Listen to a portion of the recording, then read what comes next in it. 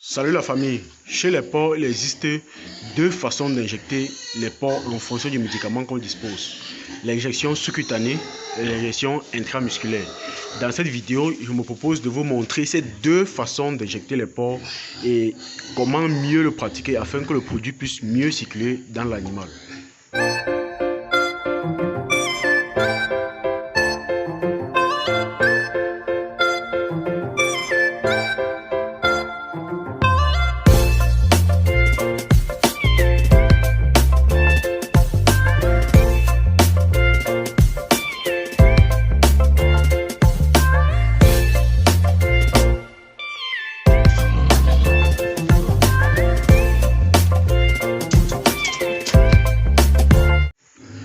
Moi, c'est Simon Alex Clovis, jeune entrepreneur agro-pastoral, éleveur de porcs et de lapins.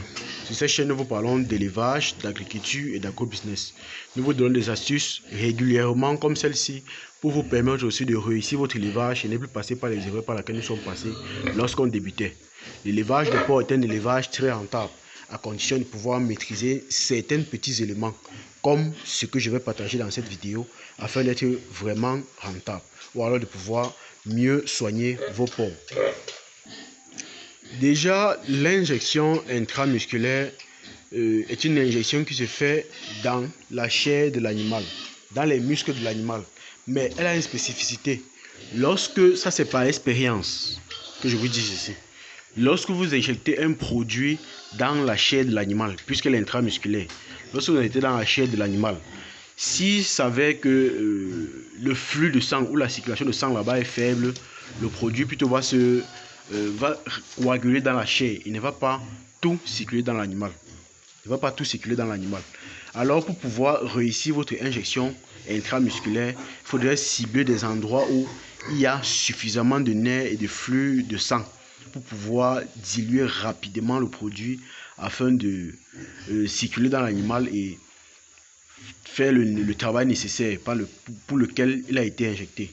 Que ce soit une vitamine, que ce soit un vermifuge, que ce soit un antibiotique, il faudra absolument que ça soit injecté à un endroit précis. Généralement sur le porc, lorsque vous prenez son cours là comme ça, vous allez remarquer que lorsque vous tâtez comme ça, au fur et à mesure que vous avancez, vous allez remarquer qu'il y a un creux. Presque au centre du cou du porc, il y a un creux. C'est là-bas que l'injection intramusculaire est recommandée vivement. Parce que lorsque vous faites une injection à cet endroit-ci, je vous assure, le produit agit immédiatement. Vous pouvez faire ceci. Donc, vous tâtez là comme ça. Vous allez remarquer qu'à cet endroit, c'est plus creux. Ça a tendance à plus descendre. Vous tâtez là comme ça. Vous allez remarquer qu'à ces endroits-ci, ça devient plus dur, de plus en plus dur. Mais ici, il a tendance à être plus creux. Vous voyez. Donc, quelques centimes là comme ça. Dès que vous mettez la seringue là, vous allez remarquer que même l'animal ne va même pas fuir. Parce que c'est un endroit qui ne ressent pas trop de douleur là-bas. Alors que si vous jetez ici, l'animal aura tendance à fuir la seringue. Mais à cet endroit-ci, il ne va pas fuir la seringue. Il ne doit pas fuir la seringue. Donc, quand vous faites une injection intramusculaire, de préférence dans le cou. Et lorsque vous le faites, vous appliquez le médicament, il va fonctionner très amplement. Très amplement. Hormis de l'injection, et généralement même l'injection intramusculaire, c'est généralement les antibiotiques, le vermifuge qui est à base de la lévomycol, la vitamine. Bon, il y a aussi certaines vitamines qui sont sous-cutanées, mais la majorité quand même des vitamines, des antibiotiques et de la vermifuge à base de lévomycol est généralement intramusculaire. Et là, vous avez la possibilité de faire vos injections à cet endroit-là et dans le cou et avoir suffisamment de résultats sur l'animal. Suffisamment de résultats. Maintenant, vous pouvez faire des injections. Sous-cutanées. C'est là où il y a vraiment souvent trop de problèmes. Parce qu'une injection sous-cutanée, lorsqu'un produit est recommandé à être injecté sous-cutané et que vous faites l'erreur, vous faites une injection intramusculaire, vous allez vous rendre compte que l'animal va mourir. Et là, c'est une défaillance. C'est pour ça qu'il faut être capable de faire des injections sous-cutanées.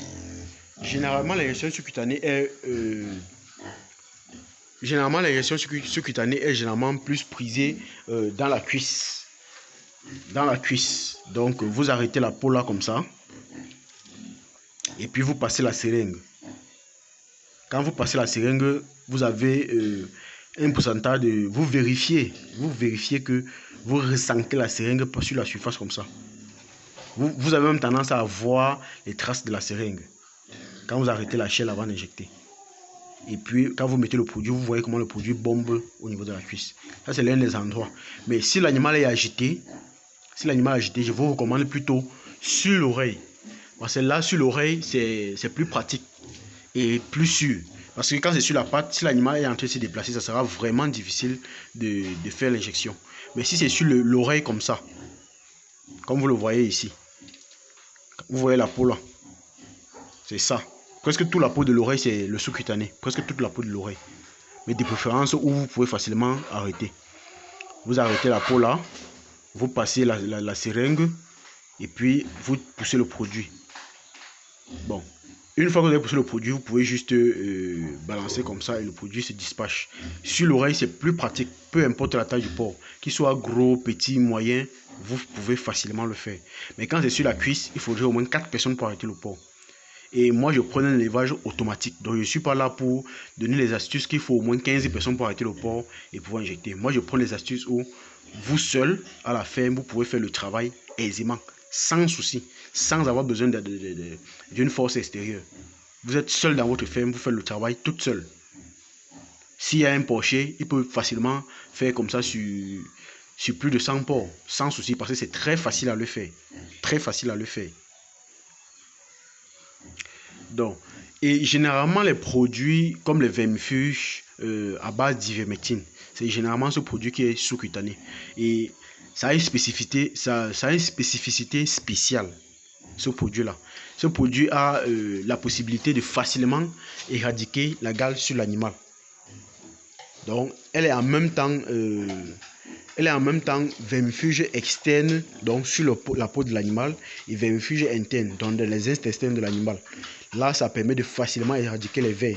Il y a les vers de la peau, il y a les vers intestinales. Donc, un produit à base d'ivermectine est généralement, injectable est généralement recommandé pour la peau de l'animal. Est généralement recommandé pour les gales et les vers. Donc, ça a double action. Ça a double action sur l'animal. Donc, si vous voulez réussir vos injections vos traitements de gale, généralement sur vos animaux, je vais vous prendre plus un produit à base d'ivermectine. Là, quand vous faites une injection sous-cutanée sur l'oreille, comme je vous ai présenté là, vous êtes sûr qu'en une semaine au grand maximum, la gale sera finie. La gale sera finie en une semaine au grand maximum. Et les bons produits, c'est comme je vous ai dit là, sur l'oreille. Donc,